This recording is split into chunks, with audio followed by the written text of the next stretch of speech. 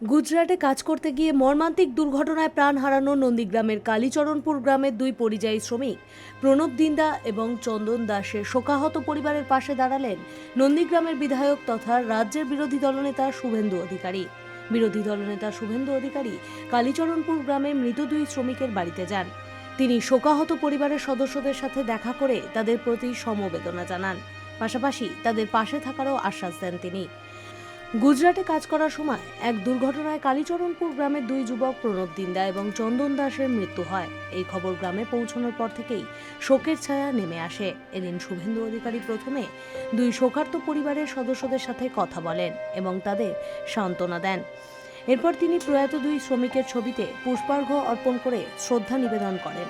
বিরোধী দলনেতা মৃতদের পরিবারের হাতে আর্থিক সাহায্য তুলে দেন এবং ভবিষ্যতে সব রকম সহায়তার আশ্বাস দেন তিনি পরিবারের সদস্যদের ধৈর্য ধরে পরিস্থিতি মোকাবিলা করার আহ্বান জানান। এর জন্য দায়ী পশ্চিমবঙ্গ সরকার, রাজনীতি কিছু নেই। শুধু নন্দীগ্রামেই 30,000 ছেলে বাইরে আছে, হিন্দু আছে, মুসলমানও আছে। মহারাষ্ট্র দেখবেন ভর্তি, উড়িষ্যা ভর্তি, বাঙালি ভর্তি। কেন এটা হয়? এত ছিল না তো। ইনি সব সময় বলেন 3 কোটি চাকরি দিয়েছি, ভর্তি ভর্তি কাজ, আর কত চাই। তারপরেও কেন এই দৃশ্য? অ্যাক্সিডেন্টের জন্য কাউকে আমি দায়ী করব না। কাজ করতে গেছে, অ্যাক্সিডেন্ট হয়েছে, আলাদা কথা। কিন্তু এরা যাচ্ছে কেন? পাশেরটা 26 বছর, এটা 30 বছর, এসব বাচ্চা, ইয়াং। এরা যাচ্ছে কেন? প্রশ্নটা চাই।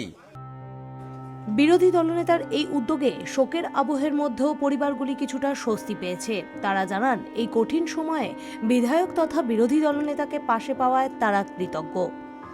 Bureau report, big news Bangla.